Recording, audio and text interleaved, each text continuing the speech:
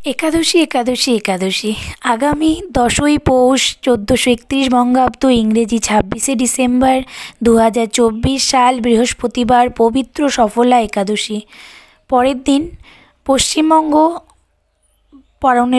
পারণের সময় সকাল 7:12 থেকে 9:50 মধ্যে, পশ্চিমবঙ্গ কলকাতা ভারতের সময়, আর বাংলাদেশ ঢাকার সময় সকাল 7:42 থেকে 10:12 মধ্যে। অবশ্যই আপনারা সময় মতো পালন করে নেবেন। তো চলুন জেনে নেওয়া যাক সফলা একাদশী ব্রত ও মাহাত্ম্য কথা। পৌষ মাসের কৃষ্ণপক্ষের একাদশীর নাম সফলা একাদশী। ব্রহ্মাণ্ড পুরাণে যুধিষ্ঠির শ্রীকৃষ্ণ সংবাদে এই তিথির মাহাত্ম্য বর্ণিত হয়েছে। যুধিষ্ঠির বললেন, হে প্রভু, পৌষ মাসে কৃষ্ণপক্ষে একাদশীর নাম, বিধি এবং পূজ্য দেবতা বিষয়ে আমার কৌতূহল নিবারণ করুন।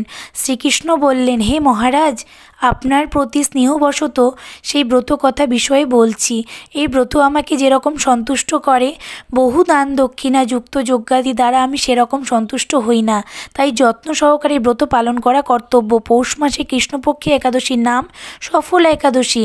নাগদের মধ্যে যেমন শেষ নাগ, পক্ষীদের মধ্যে যেমন গরুড়, মানুষের মধ্যে যেমন ব্রাহ্মণ, দেবতাদের মধ্যে যেমন নারায়ণ সর্বশ্রেষ্ঠ, তেমনই সকল ব্রতের মধ্যে একাদশী ব্রতই সর্বশ্রেষ্ঠ ব্রত। হে মহারাজ, যারা এই ব্রত পালন করেন তারা আমার অত্যন্ত প্রিয়। তাদের এ জগতে ধনলাভ ও পরজগতে মুক্তি লাভ হয়। হাজার হাজার বছর তপস্যায় সে ফল লাভ হয় না। একমাত্র সফল একাদশীতে রাত্রি জাগরণের ফলে তা অনায়াসে প্রাপ্ত হওয়া যায়। মহিষ্মত নামে এক রাজা প্রসিদ্ধ চম্পাবতী নগরে বাস করতেন। তাই সেই রাজার 4 জন পুত্র ছিল, কিন্তু তার জ্যেষ্ঠ পুত্র লুম্বক সর্বদা পরস্ত্রী গমন, মদ্যপান প্রভৃতি অসৎ কার্যে লিপ্ত ছিল। সে সর্বক্ষণ ব্রাহ্মণ, বৈষ্ণব ও দেবতাদের নিন্দা করত। পুত্রের এই আচরণে ক্ষুব্ধ হয়ে রাজা তাকে রাজ্য থেকে বের করে দিলেন। স্ত্রী, পুত্র, পিতামাতা, আত্মীয় স্বজন পরিত্যক্ত সে এক গভীর বনে প্রবেশ করলো। সেখানে কখনো জীব হত্যা, আবার কখনো চুরি করে জীবন ধারণ করতে লাগলো। কিছুদিন পরে একদিন সে নগরে প্রহরীদের কাছে ধরা পড়ল, কিন্তু রাজপুত্র বলে সেই অপরাধ থেকে সে মুক্তি পেয়ে গেল। পুনরায় সে বনে ফিরে গিয়ে জীব হত্যা ও ফলমূল আহার করে দিন যাপন করতে লাগলো। ওই বনে বহু বছরে পুরনো একটি বিশাল অশ্বত্থ বৃক্ষ ছিল। সেখানে ভগবান শ্রী বাসুদেব বিরাজমান বলে বৃক্ষটি দেবত্ব প্রাপ্ত হয়েছে। সেই বৃক্ষতলে পাপবুদ্ধি লুম্বক বাস করত। বহুদিন পর তার পূর্বজন্মের কোনো পুণ্যফলে সে পৌষ মাসের 10ম দিনে কেবল ফল আহারে দিন অতিবাহিত করল, কিন্তু রাত্রিতে অসহ্য শীতের প্রকোপে সে মৃতপ্রায় হয়ে রাত্রি যাপন করল।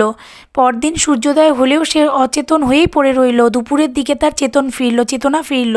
ক্ষুধা নিবারণের জন্য সে অতি কষ্টে কিছু ফল সংগ্রহ করলো। এরপর সেই বৃক্ষতলে এসে পুনরায় বিশ্রাম করতে থাকলো। রাত্রিতে খাদ্যাভাবে সে দুর্বল হয়ে পড়ল। সে প্রাণ রক্ষার্থে ঈশ্বরের উদ্দেশ্যে ফলগুলি নিয়ে, হে ভগবান, আমার কি গতি হবে বলে অশ্রুপাত করতে করতে সেই বৃক্ষ মূলে, হে লক্ষ্মীপতি নারায়ণ, আপনি প্রসন্ন হন বলে নিবেদন করলো। এইভাবে সে অনাহারে ও অনিদ্রায় সে রাত্রি যাপন করল। ভগবান নারায়ণ সেই পাপী লুম্বকের রাত্রি জাগরণকে একাদশী জাগরণ এবং ফল অর্পণকে পূজা বলে গ্রহণ করলেন। এইভাবে অজ্ঞাতসারে লুম্বকের সফলা একাদশী ব্রত পালন হয়ে গেল। প্রাতঃকালে আকাশে দৈববাণী হলো, এবং হে পুত্র, তুমি সফলা ব্রতের পুণ্য প্রভাবে রাজ্য প্রাপ্ত হবে। সেই দৈববাণী শোনা মাত্র লুম্বক দিব্য রূপ লাভ করল। স্ত্রী পুত্র সহ কিছুকাল রাজ্যসুখ ভোগের পর পুত্রের ওপর রাজ্যের ভার দিয়ে সে সন্ন্যাস আশ্রম গ্রহণ করল। অবশেষে মৃত্যুকালে সে অশোক অভয় ভগবানের কাছে ফিরে গেল। হে মহারাজ, এভাবে সফলা একাদশী যিনি পালন করেন তিনি জাগতিক সুখ ও পরে মুক্তি লাভ করেন। এই ব্রত যারা শ্রদ্ধাশীল তারাই ধন্য, তাদের জন্ম সার্থক, এতে কোনো সন্দেহ নেই। এই ব্রত পাঠ ও শ্রবণে মানুষের রাজসূয় যজ্ঞের ফল লাভ হয়। হরে কৃষ্ণ কৃষ্ণ কৃষ্ণ হরে হরে, হরে রাম রাম রাম হরে।